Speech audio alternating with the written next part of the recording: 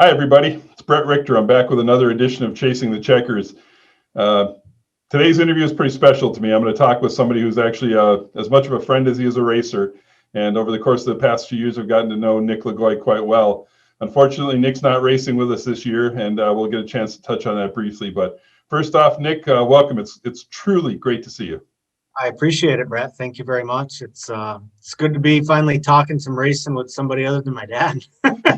Yeah, I can imagine you've kind of gone around the bend with Dad a couple times on stuff Yeah, since yeah, last season. we've made a couple laps since last season, but So, if we look back at your racing career when you were running the Midwest the past couple of seasons, you were really close to being in the podium situation on a weekly basis. Did you feel that as well? yeah, I felt, for the 7, 8 races we had a year, and basically every race we went to, we were always up front for the most part. Like trying to stay as consistent as possible and at least finishing races, and I've definitely found ourselves on a podium once or twice, 3 times, something like that, and just consistently making a top 5 every week, and you're bound to end up on the podium after that.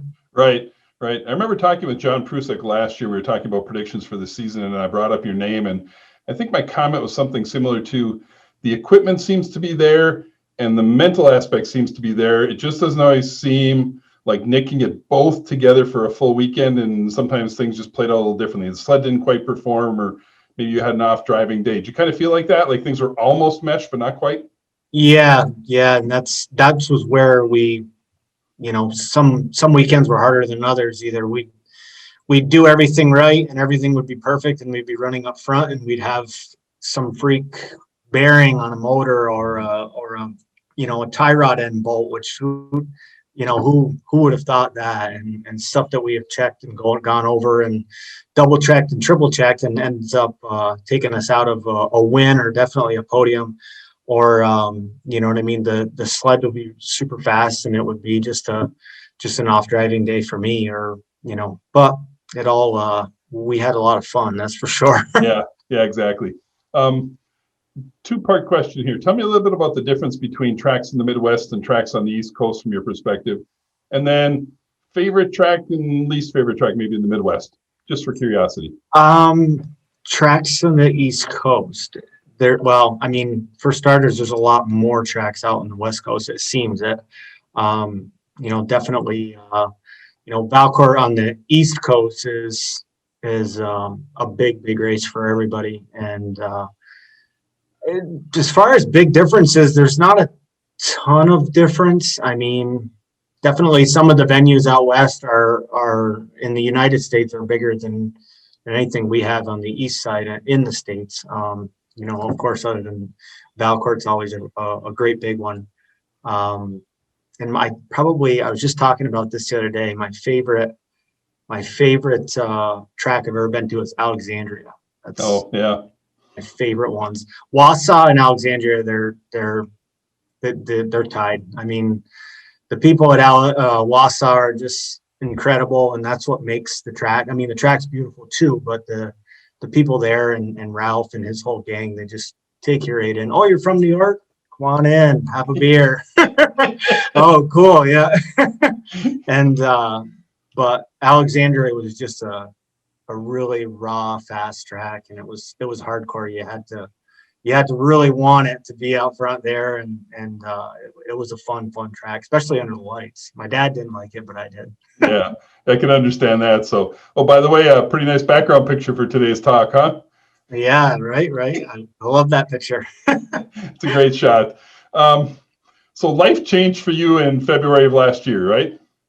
Yeah, it did pretty quickly. Yeah, that was it. Was that in Boonville? It was in Boonville, yeah, February 2nd. I would assume most of the people that are going to watch this are going to have some knowledge of what happened, but it's not fair for me to assume or presume anything. So if you want to talk about anything, can you just give the people a little bit of a recap as to what happened or what you remember? So we decided, we came out and raced the Boonville Snow Festival. It's always one we've wanted to win, being it's in New York. It's kind of, like our home track. It's only a few hours away instead of across the country for us. Um, Basically, we had a great weekend. There was a lot of good drivers there, and we started off on Saturday just having stuff working for us. We ended up winning heat races and winning the final on Saturday. And the track was pretty chewed up. So we found quite a bit of speed on like the extremely high line, like only a couple of feet off the hay bales all the way around the track. And it's a big half mile. So we were running, 103, 105 miles an hour around that track, pretty wide open through the corners and just cracking off, just lifting off the throttle a little bit, and you're right back on it all the way around. And it was fun. I mean, it was definitely a cool ride out there. You know what I mean? That far out, and it was nice and smooth out there, so it wasn't like it was a handful or it was a bad decision. Long story short, we did well in all of our qualifiers. We qualified number one for the Sunday final. Everything started out as normal. Did the normal warm up and just got on the sled like every other weekend. You know what I mean? And went out and they did the introductions and stuff. And I got the whole shot and led 9 out of 12 laps. We were doing a 12-lap feature, and Felipe Lalonde was in second. And every lap I could hear him on the inside of me. So he was there, and he was really close. So he was going extremely low. I was going extremely high on the straightaways. We'd meet and drag race down the straightaway. It was a good race. And we came up onto some lap traffic, and either they didn't see it or I don't really know what happened, but they were fighting for that position side by side. And when we went into the corner, we're probably doing 15, 20 miles an hour faster than these guys were. And Felipe went low. I went my normal line high, which was wide open. And I remember being clear all the way around the outside. And right at the last minute, both of those sleds just came right in front of me to move out of the way for Felipe. Oh. They probably had no idea that I was out there, I'm sure. And I just remember riding it straight into the hay bales and ice and wall. And I remember all of it. I was I was probably unconscious for a couple 30 seconds or so. And I woke up and I was sitting up. I could see what was happening. I was perfectly fine. I didn't know that I was hurt. Long story short, I ended up breaking my back, breaking my L2 vertebrae, and it damaged my spine to the point where I was paralyzed from like the waist down, from like the belly button down.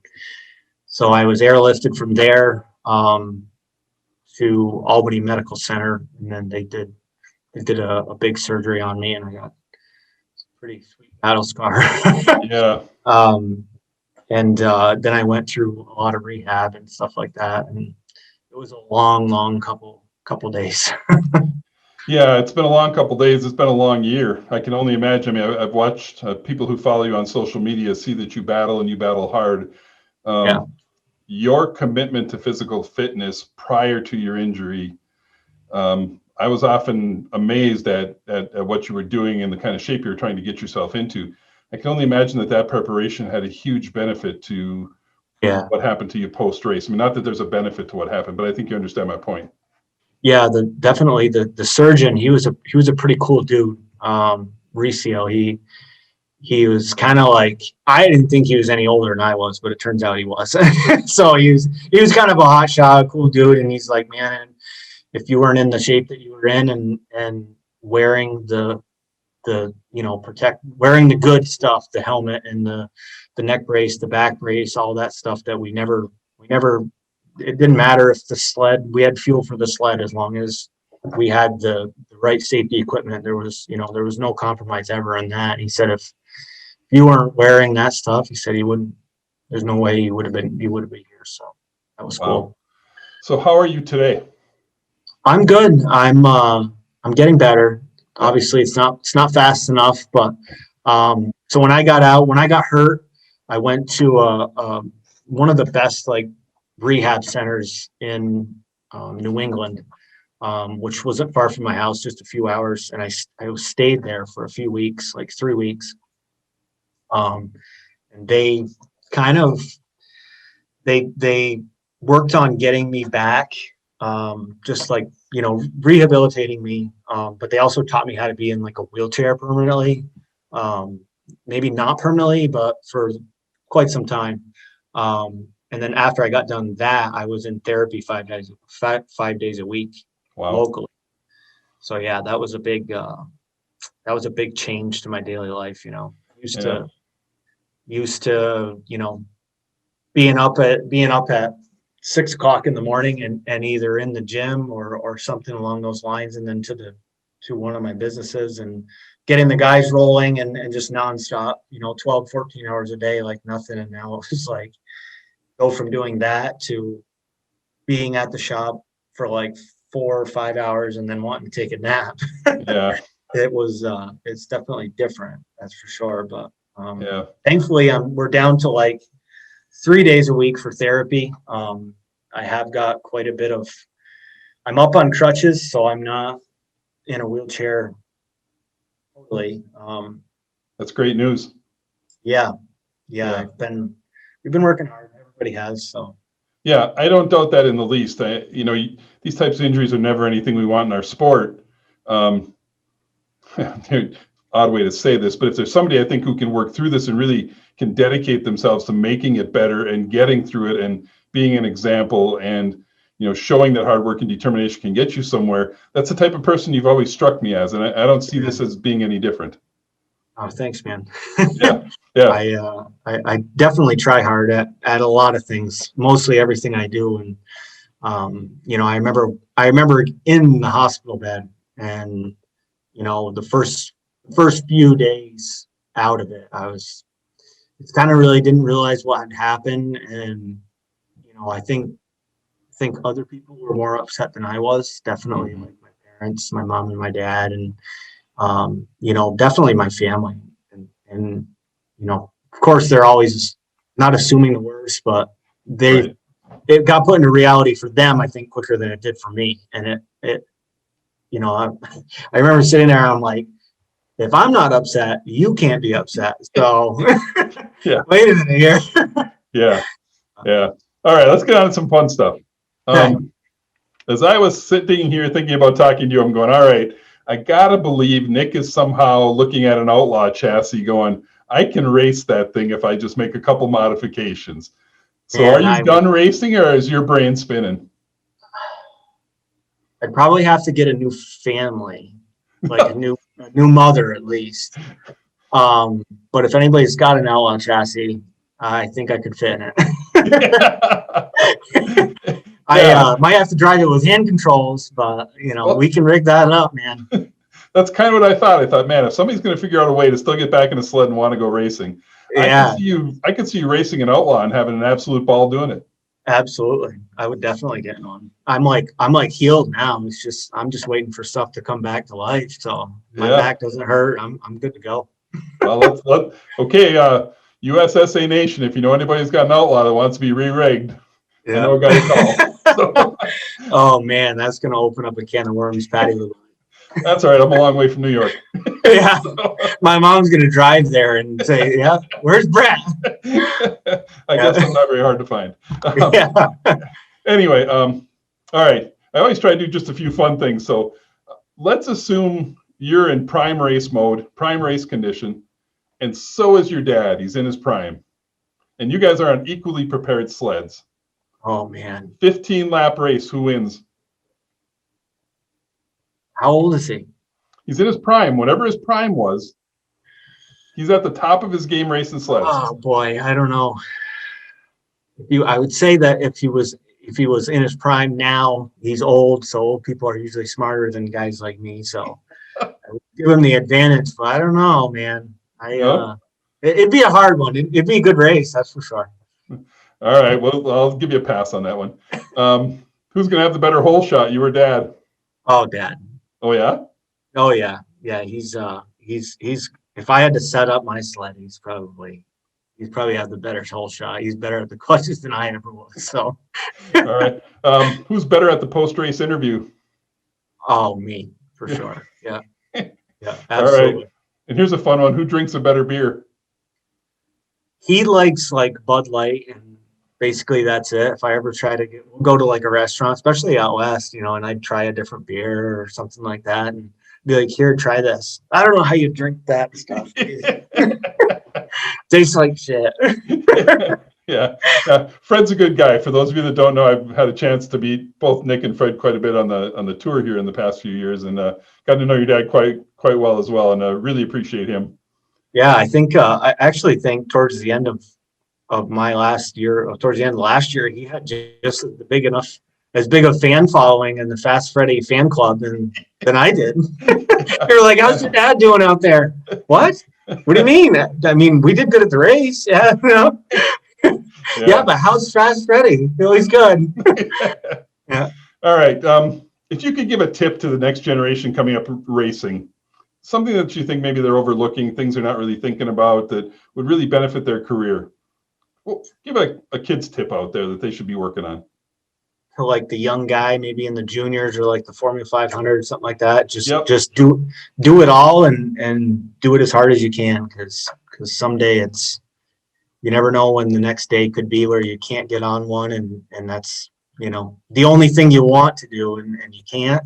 But so if you have the opportunity to do it, and do your homework and do it as to the max. You know what I mean? Do it with all you can. That's put in the time to do it. Yeah, put in the time to do the training and be 100% committed, because you can go a long ways, and you'll do really well just on that alone. Yeah. Since you're kind of a fitness guy, I don't know if this question applies, but Reese's peanut butter cup or Snickers? Reese's for sure. All right. Yeah. Nick, that's about enough time for today. So it's like I said in the opening, and I mean it with every part of my being. It's great to see you. I wish good to see you too, buddy. on the circuit, and we were talking in the trailer and looking at the next race coming. But maybe when that outlaw sled gets put together for next year, we'll see you then. I think my buddy Jordan Grabowski out there, him and I became real good friends. He might have one laying around I could get it. I'll see. I'm gonna start thinking about it. So yeah. say hi to the family for me. It's great to see you. Okay, thanks. Yep. Take care.